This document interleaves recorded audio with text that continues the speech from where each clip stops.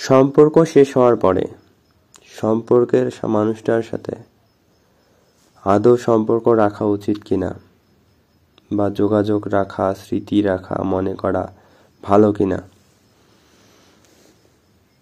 সেটা জানতেই জিজ্ঞেস করেছিলাম।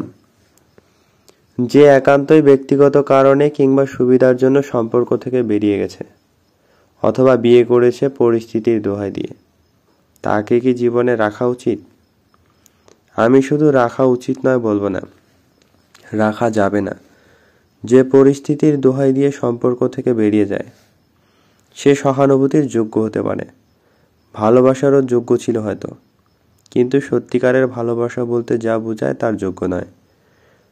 এই জন্যই বলছি, স্বাভাবিক পরিস্থিতিতে কিংবা গোপনে অনেক কিছুই টিকে থাকে বা টিকে থাকতে পারে, কিন্তু শুধু ভালোবাসা কেন, যে কোনো কিছুর প্রকৃত পর্যায়ে পাওয়া যায় প্রকাশ্যে আসলে, কিংবা বাস্তবে যে সমস্যাগুলো আসে সেগুলো মোকাবিলা করার সৎ সাহস ও সৎ পদক্ষেপের উপর।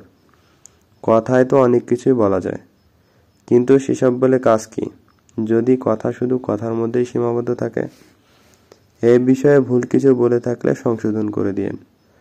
অল্প কথায় না পারলে দীর্ঘ কথায় না বলে মোটামুটি মাঝারি লিখে জবাব দিন।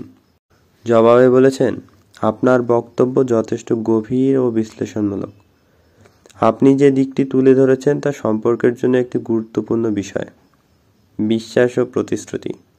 আমার মতে সম্পর্ক বা বিয়ে কেবল আবেগ বা অনুভূতির ওপর নির্ভরশীল নয়, এটি দায়িত্ববোধ, সৎ সাহস এবং প্রতিকূল পরিস্থিতিতে একসঙ্গে দাঁড়িয়ে থাকার উপর ভিত্তি করে। যে ব্যক্তি পরিস্থিতির দোহাই দিয়ে সম্পর্ক থেকে বেরিয়ে গেছে তার কর্মকাণ্ড হয়তো তার দৃষ্টিকোণ থেকে যুক্তিসঙ্গত, কিন্তু তার মধ্যে সৎ সাহস ও প্রতিশ্রুতির অভাব স্পষ্ট। সম্পর্ক বা বিয়েতে সমস্যা আসতেই পারে, তখন সেগুলো মোকাবিলা করার মানসিকতা এবং প্রচেষ্টা থাকা গুরুত্বপূর্ণ।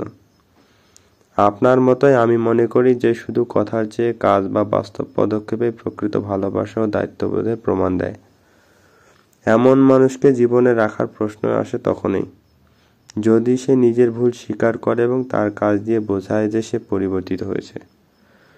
যদি সে তা না করে তবে তাকে জীবনে রাখা মানে নিজের মানসিক শান্তি, আত্মসম্মান এবং ভবিষ্যতের স্থিতিশীলতাকে ঝুঁকির মধ্যে ফেলা। আর যদি সম্পর্ক বা বিয়ের পরিস্থিতির উপর ভিত্তি করে তৈরি হয় তবে সেটি প্রকৃত ভালোবাসা নয়, বরং সুবিধাজনিত একটি সমঝোতা মাত্র। তাই সঠিক সিদ্ধান্ত নেওয়ার ক্ষেত্রে মনের চেয়ে যুক্তি এবং বাস্তবতার দিকে বেশি মনোযোগ দেওয়া উচিত। আসলে এই প্রশ্নটা করার সবথেকে বড় যে কারণটা, সম্পর্ক শেষ হওয়ার পরে, কারণ যাই হোক, সম্পর্ক যখন ভেঙে যায় বা সম্পর্ক যখন তিক্ত অভিজ্ঞতার জন্ম দেয়, সেই অভিজ্ঞতার পরে অনেকেই আছি যারা বিষয়টাকে মানতে পারি না, মানতে চায় না, মানতে সমস্যা হয়। তার স্মৃতি মাঝে মাঝে পিছু টানে, কাছে টানে। তাদের উদ্দেশ্যেই বলেছি বা তাদের উদ্দেশ্যেই মূলত প্রশ্নটা করেছি যে যে গেছে সে গেছে, সে ফিরবে বলে যায়নি। তো যে ফিরবে না জেনে শুনে গেছে, তার স্মৃতিচারণ, তার কথা ভেবে সময় কাটানো, শোক করা, মন খারাপ থাকা আসলে নিজের জন্যই ক্ষতি। তাকে বা তার স্মৃতিগুলোকে ভুলে যাওয়া না যাক, যত তাড়াতাড়ি নিজের কাছ থেকে সরিয়ে রাখা যাবে বা পাশ কাটানো যাবে ততই মঙ্গল। কেননা যেহেতু সে ফিরবে না, সেহেতু তার স্মৃতি রাখবো কি রাখবো না, তার স্মৃতি কি নিজেকে ভীষণ ভীষণ পিছু টানছে, এসব আসলে না স্বল্প মেয়াদে না দীর্ঘ মেয়াদে ভালো থাকতে দেয় না। আর দেয় না বলেই বলছি, সেই সব স্মৃতিকে বা সেই সব সুন্দর অনুভূতিকে ভুলে যাওয়া হয়তো সম্ভব হবে না, কিন্তু যত তাড়াতাড়ি পাশে সরিয়ে দেওয়া যাবে ততই মঙ্গল, ততই নিজের জন্য, নিজের স্বাস্থ্যের জন্য, নিজের বর্তমান ও ভবিষ্যতের জন্য মঙ্গলজনক।